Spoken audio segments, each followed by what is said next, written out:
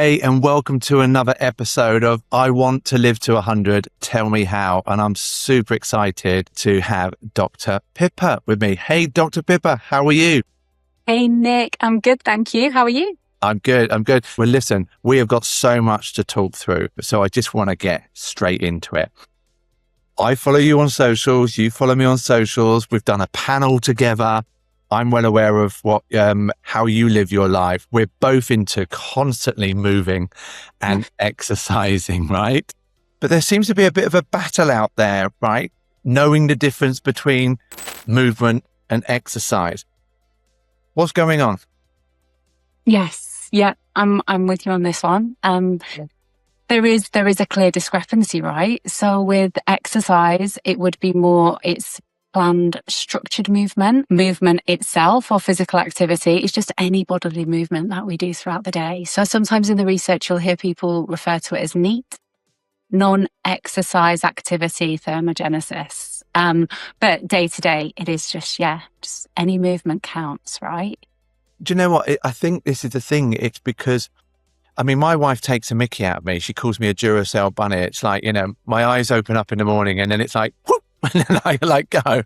And then I'm like constantly going around. And if I haven't got, I suppose, had enough activity in my day, and I mean that by like moving, getting my steps in. Yeah. Let alone playing games and bits and pieces like that, I do feel that I've still got that energy inside me. And I guess that's when you're referring to the NEAT range. That is, my understanding with that is actually we burn off more of our calories from that than actually what we do in exercise. Is that correct? Exactly. That's it. And that's what namely determines metabolism. So it's not the more exercise, it's just the more movement, even fidgeting, being active throughout the day. If your legs shaking under the desk while you're concentrating, it all counts. Do you know, I used to do that leg shaking thing and all that, and everyone thought I was stressed. And I went, no, I've just got this energy. And it's helping me concentrate. I used to tap a pen and it was useful for me, really annoying for everyone else. Yeah. It's so funny. If I do that leg tapping now and then, Andrew will say to me, are you okay? It's like, no, I'm fine. Sorry. I'll go for a walk. But actually even saying that, going for a walk, we talk about movement. I've seen people on the internet who are, well, I'm going to use the word gurus because they are influences in the health and wellness industry. And they've actually slammed walking as that's not exercise. Correct me if I'm wrong, but don't all health gurus tell you to hit circa 10,000 steps a day? So surely there's a reason why. For sure. Yes. There's some, I think walking is so underrated. When we look at the benefits we're getting, not just from a physical perspective, but even psychological. So again, if we look at it under that bracket of NEAT, like it's movement, we're burning calories, it's good for our metabolism, it's good for our heart, it's even good for leg strength and things, depending at the pace that we walk in, if there's any inclines. And then from a psychological perspective, they talk about like the bilateral stimulation you're getting in the brain because you're using one side of your body then the other. And this is stimulating them both. And it's creating like a calming effect for the nervous system, actually helping you process thoughts and emotions. And hence why talking therapy and talking meetings can be so helpful. That's so interesting. Slightly left field, but if I take a phone call, I sometimes just pace around the room. Yeah. Right. And I do find with that energy and that movement, I tend to have better conversations when I'm doing that rather than just being static. Is that just me? Is that weird? Or no. I'm with you. You just said there? I'm with you. And there was a therapist back in Australia who I knew who did walking therapy.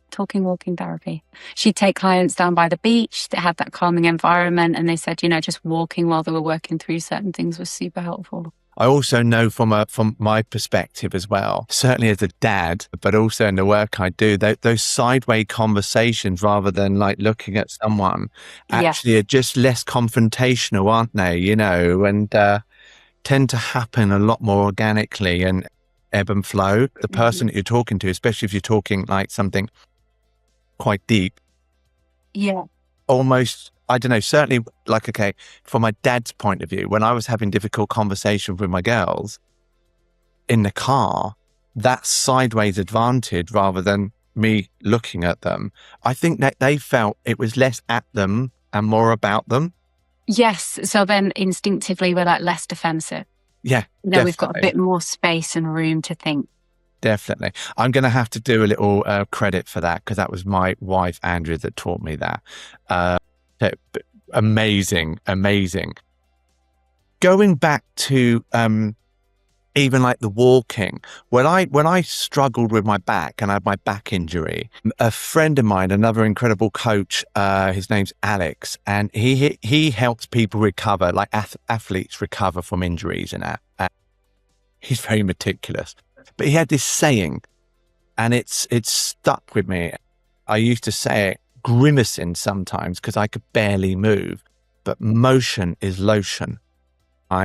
And every time I would, I'd get out the house and I was walking like I was, 30 years older. But by the time I'd finished the walk, I'd actually was able to walk normally and I'd hardly any pain. And this sort of takes me on to, that was great for me then.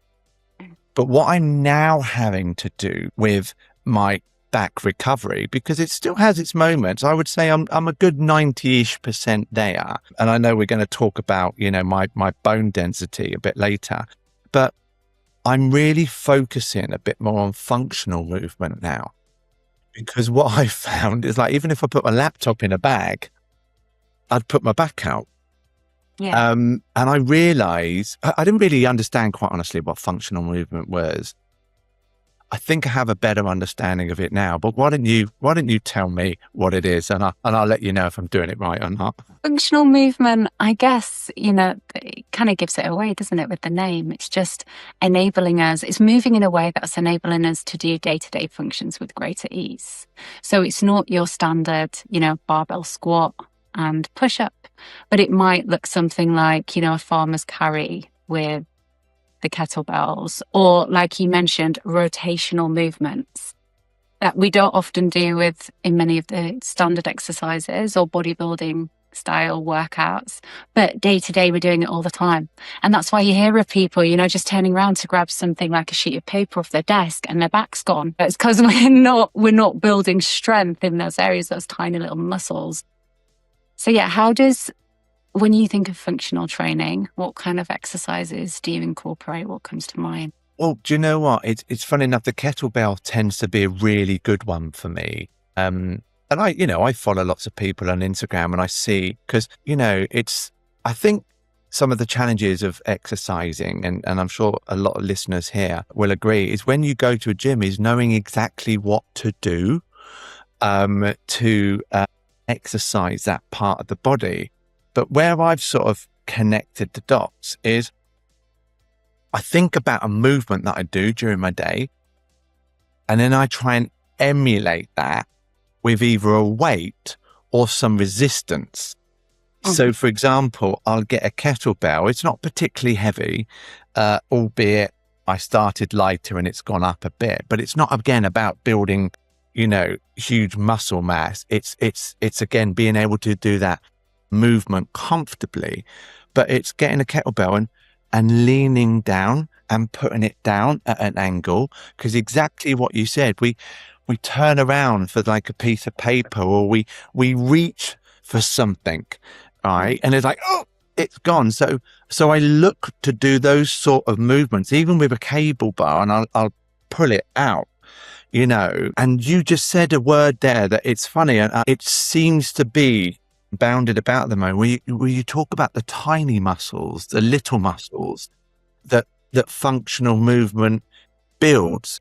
With, again, my age, it was always about the big muscles, the biceps, the chest, the bum, the legs, and actually it's for aging healthier and better. It is so much about those little connecting muscles, isn't it? And making them strong. It's like, we've got a water cooler in the kitchen. We just drink so much water anyway, but living in Spain, we're drinking loads of water. Yeah. even when you lean down to fill up the bottle, right, or a glass, if you don't feel your stomach's engaged and things like that, it's all on your back, isn't it? And again, it's like that to me a year ago. Okay, I wasn't living in Spain, but if I was doing that a year ago, that's the sort of thing that would trigger like a sciatic episode for me. And then that's me done for 2-3 days. Whereas I'm already seeing the benefits of that functional movement that I'm doing.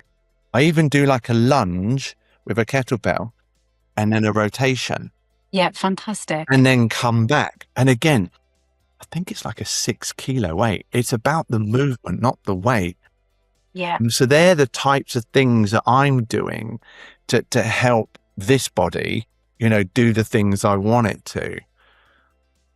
Yeah. And simple things like getting from, you know, a seated position to a standing position. Yeah. And practicing that in the gym and then adding a little bit of a band or some resistance to it.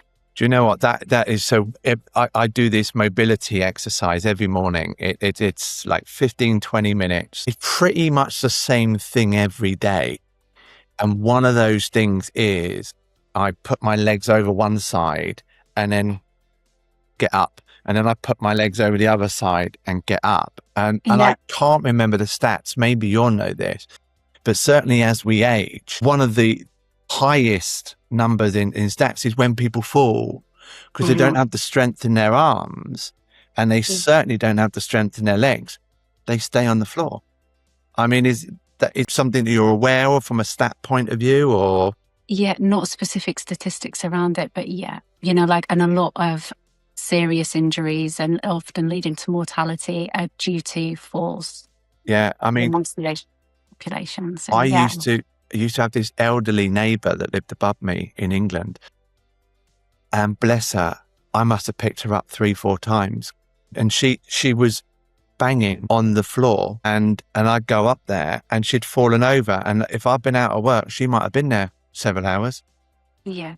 I mean, thankfully, we ended up convincing her to get the red button. Is it Careline or something like that? But yeah, I mean, that's why we do functional movement, isn't it? So we can hopefully avoid those situations. Exactly. Yeah. I think often people fear, you know, dependency more than they fear aging. Mm-hmm. You know, like just losing that independence and ability to get through these day-to-days. When you have to, you know, move out of your family home or whatever, or go into a care home, you hear of heaps of resistance around that. And I feel like the functional training could help people build more resilient, stronger bodies to maybe give us an extra 3, 4, 5 years. Well, do you know what I'm seeing on Instagram a lot? And I know you're an avid user of social media as well. Again, just following so many different accounts of like 80-year-olds, 90-year-olds, right? Still doing some stuff. And I say still doing, some of them didn't even start. Like there's one particular guy I saw recently, he was 76 and bless him, he'd lost his wife. And, you know, and he looked like I'm going to say a typical 76-year-old. There wasn't much of him, you know, grey hair and, you know, he's a bit doddery and things like that. And they showed him starting exercises. And it was, his first exercise was sitting down and getting up and sitting down and getting up. And he was doing it with a trainer. And then it was like a year later, he's now doing it with weights. And again, it's never too late, right? So inspiring. Yeah, no, definitely not. And I came across someone, Mr. Singh, who got into running when he was about 89 years old. I think he's a global icon, apparently, involved in one of the Adidas campaigns. But I've only just recently got into running, and in the back of my mind, I go, oh, is it a bit late for me? And my partner was like, it's definitely not late for you. You're fine. Just stay consistent. Do you know what, though? It's so amazing because, you know, out here, one of the things that I've really started, and I put a post out this week. Don't think I'm addicted, but I've already played like 4 or 5 times this week, is paddle. Right. And now the main reason I started paddle is because, again, functional movement, I just knew I needed to move a bit more like that. And also it's a great way to meet people, certainly in a new neighborhood. But I'm playing paddle with, I kid you not, there must be probably half a dozen 80-year-olds I play with. God knows how many people in their 70s playing paddle. And again, then in their 60s and 50s. And these people, even the ones in their 80s, a little bit slow around the court, but they can get around the court. They're still running for balls and they're still kicking my butt. Right. And it's not because I'm rubbish. They are really good. And I look at them and I've said it to them. I said, you're an inspiration, and again, these people aren't massive gym goers and things like that. They have a fair old amount of wine afterwards and things like that. But physically, mentally, they look to be in a good place. And it is like, that social connection has a huge element to living longer, doesn't it? Most definitely. Yeah. I think I came across some research and it was saying that loneliness is as damaging to our health as smoking 10 cigarettes a day. That's insane. And then when we think about loneliness, it's not just about isolation, right? Because I think we can be surrounded by people and still feel lonely 100%. if we don't have like the shared values or interests, or we're just not feeling seen. So yeah, I guess you're all there for the same reason, your love of paddle. Yeah. Connecting over really that. Are. And yeah. It's like everyone's like, hey, how are you? It was like 3 days since I last saw you. And it's like, oh, no, good. What have you done? Not much. And, it really is. But also it's an icebreaker because you're all there to play paddle. Yes. And it's done, certainly some of the games I go to, they're called mix-ins. There's such a variety of people and levels. It really is fun. And out here again in Spain, what they do on a Friday night, they have a DJ afterwards. So everyone's dancing afterwards, bit of cheesy music, couple of beers. It's fantastic. But there you got more movement as well. There's heaps of research around the benefits of dancing. Being, again, not so good, great for your body, but your brain as well, because the coordination, the balance, the rhythm, everything else you've got to do. But you throw in fun and you don't even realize you're, I was going to say exercising, but Yeah. Well, do you know what? I think fun is something that seems to be missing in the wellness industry from a lot of what I see. It's like, do this, do that, don't do that. If you're not doing that, then you're going to. And it's like, and actually, let's just talk about my results, because you've seen a lot of my medical reports. And hopefully, they're all right. You can tell me in a moment. But what's interesting is I was having a conversation with someone recently because I put a post out. And it was, I had my top off, and I know I'm in good shape. And I showed some numbers, and they were impressive numbers. And they were like my body fat, my resting heart rate, my biological age against my chronological age. Yeah. The post was about what it doesn't show you. Mm-hmm. And it then went and talked about my heart condition. It then talked about the fact I have severe osteoporosis of my spine and things. And I do think that, when people see a certain type of fitness, they think that's fit, that's not. And again, going back to the Instagram and the social media, if we're not careful, we think that as individuals, like, to be healthy, you have to look a certain way, exercise a certain way, do a certain thing. And ironically, I showed them, these people, and I will put the post out as well, a picture of me, I think nearly 10 years ago. And actually at that time, I went to the gym 5 times a week. I probably do 1-2 times a week here, right? I walked, I ran 10K 3 times a week, and I walked a lot and everything, but I also enjoyed a lot of alcohol, a lot of bad food. So when you look at the 2 different body types, at both times, I thought I was fit and healthy. But actually only at one time did I know I was healthy. And that's where the data came in. Now, I've been lucky enough with the medical travel company to take me to India to get me a full body check over, and we will talk about that in a moment. But from someone listening to this, right, what data can they use if they can't afford to go for a test or something like that? What can they use rather than looking on the scales or looking in the mirror, right, and going, well, I don't have a six pack, so therefore I'm not, or I've got a belly, so it's a massive hill to climb. What's useful data for them?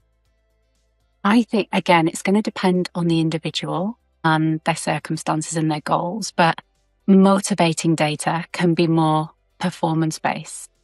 So imagine you go to the gym and you do not 1 rep max, 3 rep max on the leg press. And then you go back there 6 weeks later, do it again, and you realize you've got stronger. Like this is motivating. And when we look a lot on the research around longevity, it's namely strength that's most predictive of, healthy aging, not hypertrophy, not how defined your legs are, but how strong your body is. So I think strength-based goals can be awesome. And also that's going to help with bone density as well, right? Yeah.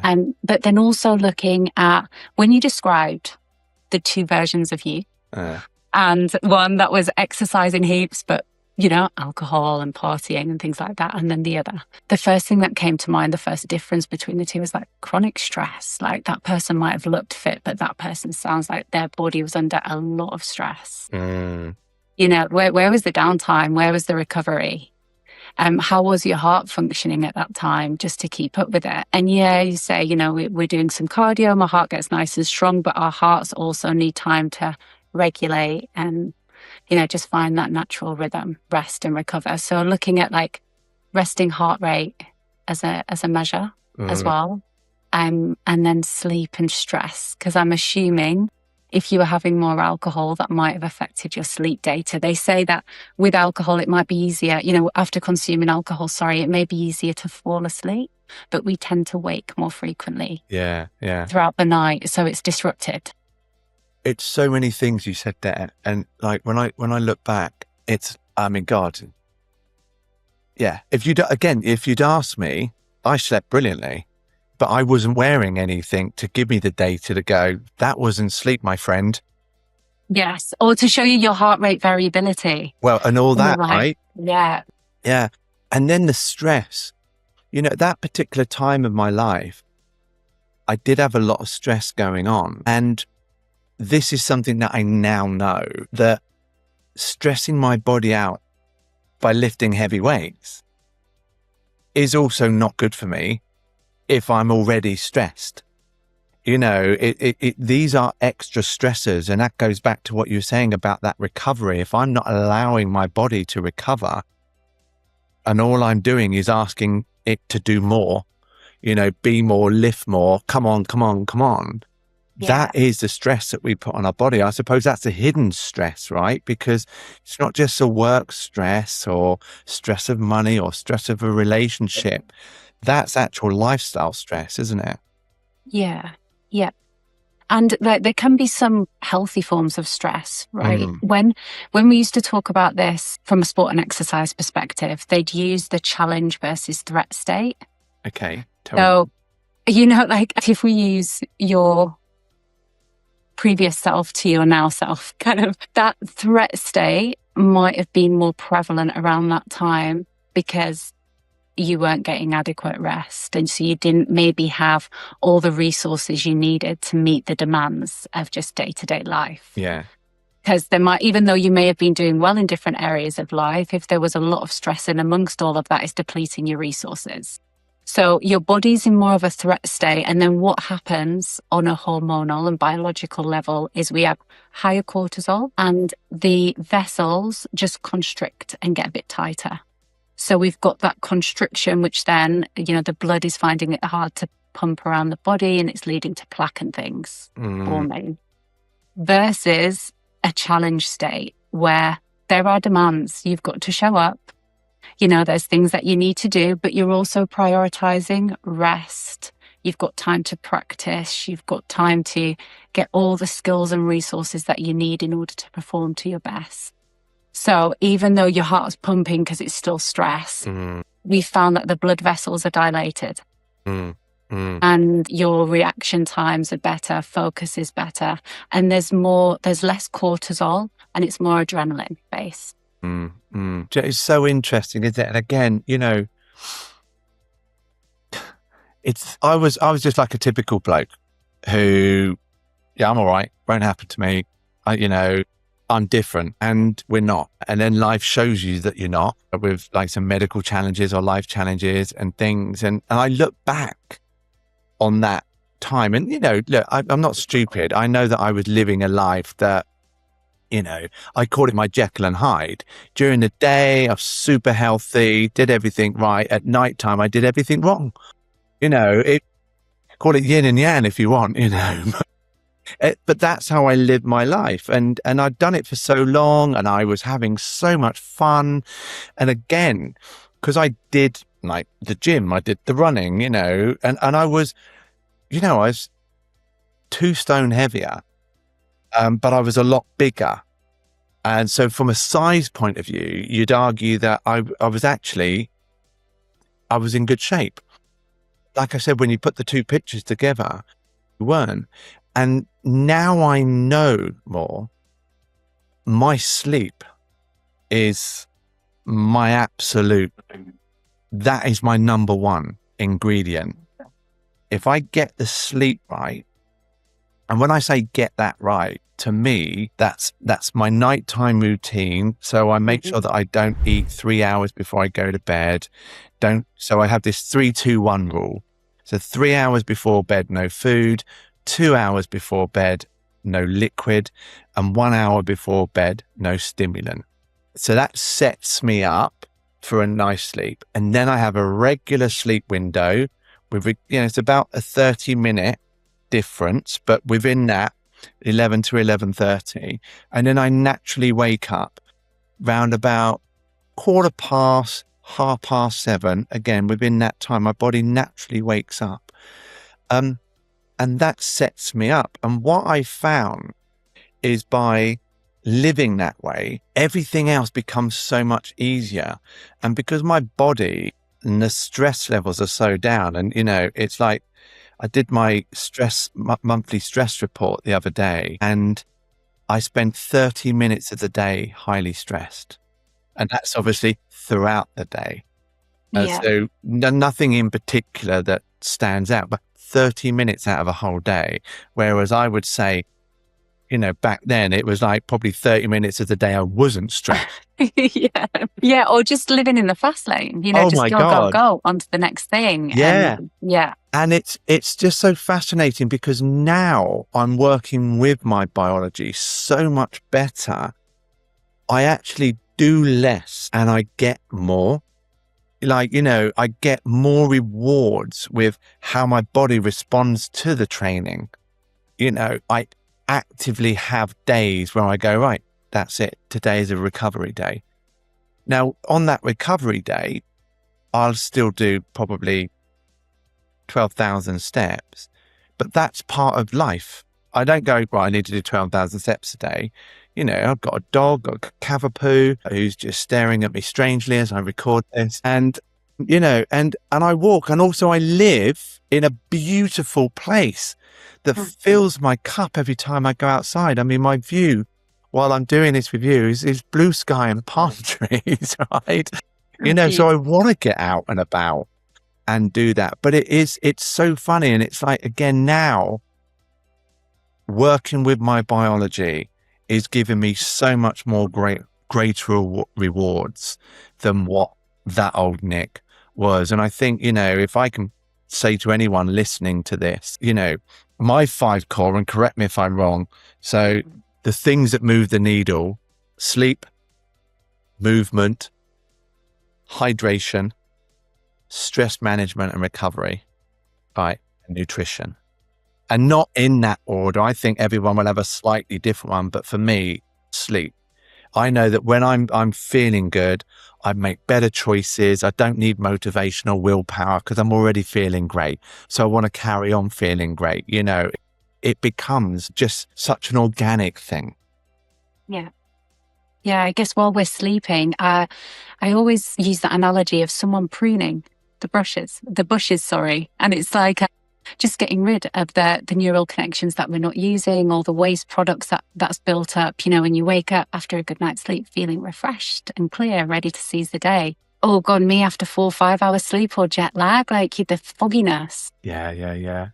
But what you just said, I love that thought, that visualization of pruning, getting rid of the dead leaves and things like that and having a clear out. Because again, for years, I like a lot of people thought sleeping was just a passive thing. Mm-hmm. There is so much going on when you sleep. And that's why you have to that run up to sleep.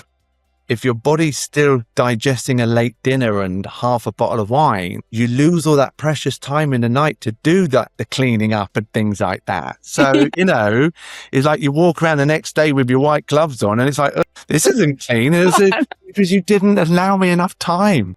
So, no, I love that visualization. Well, let's go back to my reports then that you've seen and all that. I know you've had a good scour through.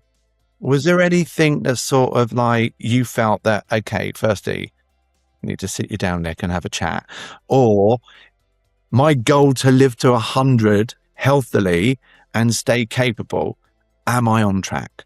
It looks like you are most definitely on track. So when we go to the research, there's heaps on grip strength now. Right. And so I did that. I was gripping. You were showing off. Yeah, your readings were fantastic. That in itself is great, but not just at the body composition. It was interesting how BMI was slightly high. Don't you think so? And that's so, but your body fat is low. So if you were to try and get your BMI within like the healthy range, slap bang in the middle, you would actually need to be losing muscle, which is not healthy. So that's why I'm not a fan of BMI, and it's such an outdated measure. Hey. Right. Well, and again, like even you saying that, we have to be careful what we're told to measure against, isn't it? So for grip strength, obviously I've been to clinics, for example, and had that specifically done. And I know that you can buy like for £30, you can buy like one to test it out.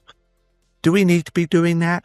Or, what can we do in a daily activity to grow that grip strength? Because I know how important it is. A friend of mine, bless her, and she's an amazing elite athlete, incredible person.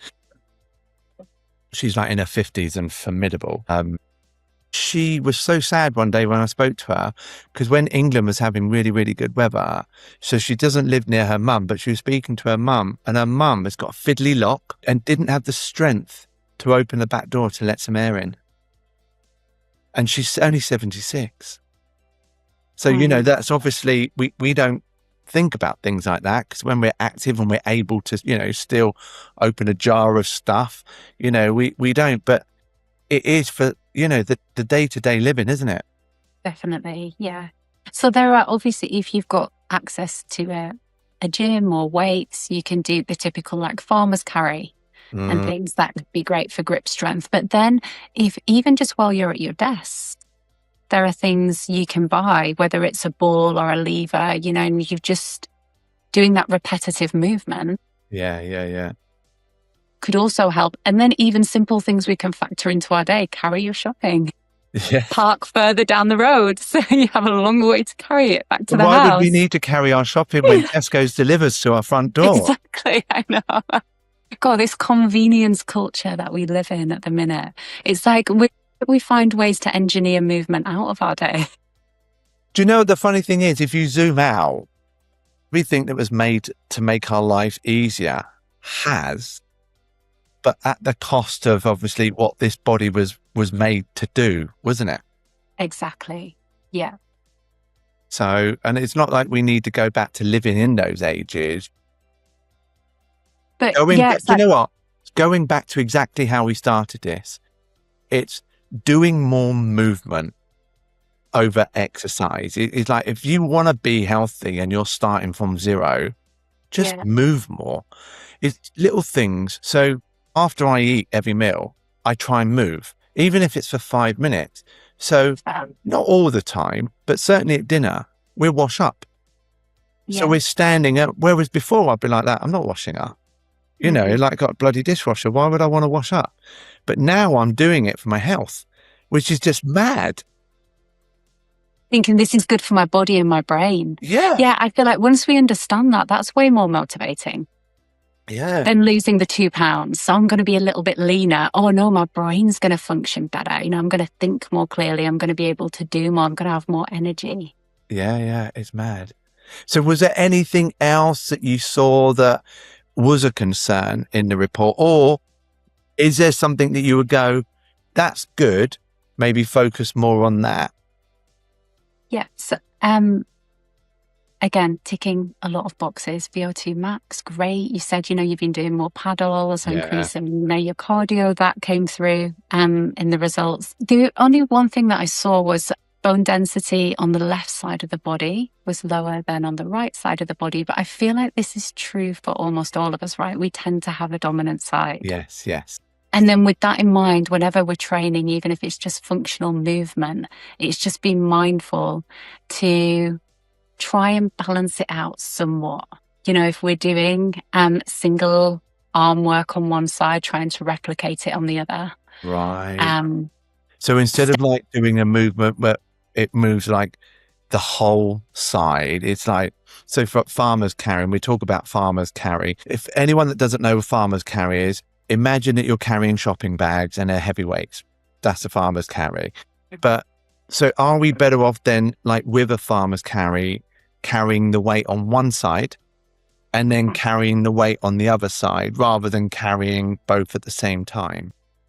Yes, that can be great. So you can carry both at the same time. They're both kind of, because you've got a weight in each hand. So it's not, but if we're thinking about the stress that that's going to put on the torso, when we go to a single arm, right, then because it's an anti-rotational movement, right, we're strengthening the opposite oblique, and then same on the other side. So I guess another way to look at it is, instead of doing a squat, or you're just practicing sitting down on your chair and standing back up, you do a step up, individual leg. Yeah. So then if that left side's a little bit weaker, you know, the right can't do more work. I saw a guy the other day, young kiddie, and he was like, it's almost like he was ready, one arm up and one leg up. And then he just jumped with that leg and then landed on the same leg. And I was like, wow, you know, that looked very energetic. Explosive power. Is that the type of things without the explosiveness? You know, it's like the fact that he was on one leg. Yeah. Right. But you could do a nice steady movement just on one leg. I think I'd have to strap myself in just in case. Yeah, but like lunges, step ups. Instead of using the barbell, grab the dumbbells. Right. If we're not using barbells or dumbbells and we're just using bands, fine. You know, it's just being aware of those things. Okay, amazing. Awesome. Well, okay. I mean, as always, we can carry on talking for a very long time. And it's this podcast is purely selfish because I just want to find out more, right? But before we go, what haven't I asked you? You know, you cover so much in your work. Right. And we didn't even talk about what you do, you know, not just as from a doctor point of view, but the work you do in third space and that, you know, is like, I know that you're brimming like with information. What haven't I asked you that's going to help anyone listening to this have that longevity, have that longer life, but also have that peak span, stay capable for decades, you know? Yeah. What should we be talking about that I haven't asked you? So I feel like we've kind of touched on it with the overarching theme of movement, but really stressing, and I think you mentioned this when you were talking about the environment that you're in at the minute, but how can people redesign their environment so it encourages more movement? Because I feel like that's one of the main determining factors. And when I say environment, geographically, where you live, that's a factor to consider. But also, what does your working environment look like? What does the working day look like? How's home looking? What's a typical routine look like at home? The people that you spend most of your time with, what are their interests? What are they doing? What are your hobbies? and redesigning those aspects of your life so you can just naturally incorporate more movement. And then as a byproduct of that, we've got all the longevity benefits. That's something that's trending at the minute is the mitochondria. How can we move more? Because that movement's going to signal to the body that, hey, we need more energy and we need more capacity. So our body's going to become more efficient at creating this chemical that produces energy. And then not only are we going to be living longer, but we're going to be feeling better. Did you call it peak span? Peak span, yes. So yeah, love that. Okay, so there's this. I'm owning it, but I didn't come up with it. Yeah. And I saw it in the longevity world and all that, because you've got obviously longevity, which is length of life. Then you've got health span, which is disease free, right? Yeah. But also no one, not that anyone wants disease, but you still want to stay capable. And that's your peak span. So if you can stay capable, and that's cognitive, physically, so it's like, if you can stay. I was speaking to a 79-year-old the other day, and he is not an average 79-year-old, but he is as tall as he is round, right? He enjoys life, and he does lots of things that a health coach or mentor would go, oh, maybe don't do as much as that. But then on the flip side, plays paddle 3 times a week, He did the ski season this year and he skis for 3 months, and he is a very capable skier. Yeah. He's incredibly active. He has a social life. And we were having a conversation over dinner, and it was brilliant because I look at him, like I said, at 79, he's still doing some incredible stuff. But his conversation with me was, if I could just maintain 5 more years at the level I'm at, that would be brilliant.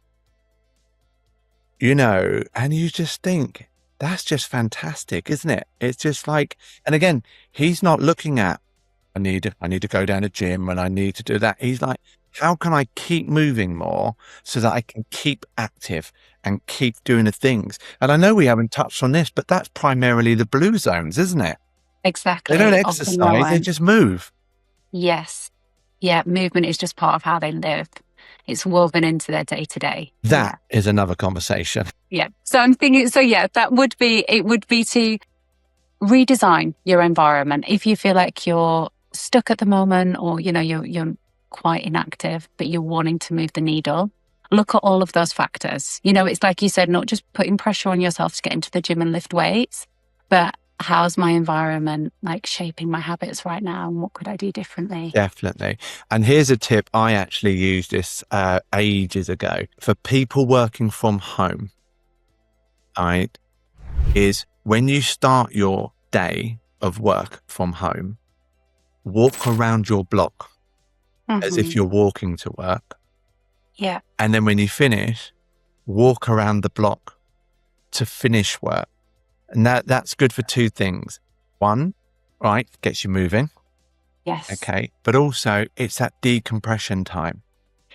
One of the things that I find, and again, it happens a lot here in Spain, people work from home and they don't see anyone. They don't have any activity. And then they go from working from home to being a family and getting on with dinner. And there's no separation.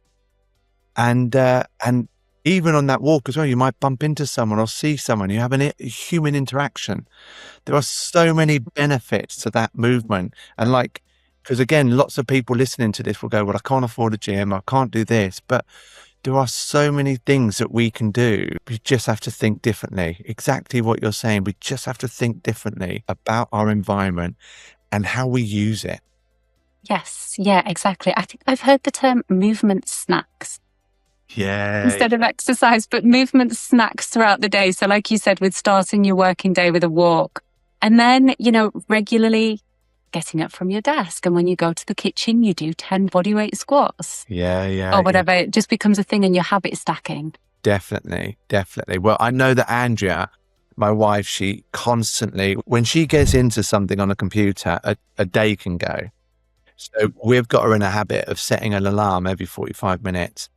And Yeah. even if it's just go and replenish her water, Yeah. just to move. And sometimes we need that extra help because, you know, we are designed to do the easiest thing. And if that easiest thing is sitting for hours because that's what we do, we just have to break that design, don't we? We just have to work against it and use technology and things like that to help us, you know, Definitely. remind us to actually take those walks as well. Yeah, yep. And looking at it not just from a physical perspective, but a psychological one too. So thinking every time we get up and move, you know, it's like the movement it encourages the brain, to secrete something called brain-derived neurotrophic factor, which is literally like a fertilizer for the brain. So it's fertilizing all the neural pathways, encouraging you to form new ones, solidifying established ones, overall great for brain health and reduces the risk of Alzheimer's disease. So it's almost like a natural energy drink. So you don't stop reaching for the energy drinks, create your own in your own head. Yes, yeah, and your body with the mitochondria. I love that. I love that. Well, listen, I have thoroughly enjoyed talking to you and I cannot wait to reconnect with you when I'm over in London again. Great words from final bit there, just, you know, work with your environment. And one thing I'd add is if you're really feeling brave, move to Spain. It's awesome. You're selling it to us, Nick. Come to Spain. It's amazing. Pip, thank you so much for your time and your wisdom and your sharing and everything, but also your simplicity in how you explain it. You know, I think that's where I get a lot of people talking to me on Instagram, and that is just people say stuff and they don't know what it is, and therefore they just turn off. You know, everything that you've said today and how you've explained it, it's brilliant. It's so simple. And that's, I think the thing is when you're so academic in your field, you forget how much you know that we don't know. So the way you've explained it and the way you've just led this conversation, I just think people will get so much from it. So thank you very much. Well, thank you so much, Nick. Thanks for having me. I really enjoyed it. Awesome. I will see you soon. All right. See you soon. Bye. Bye.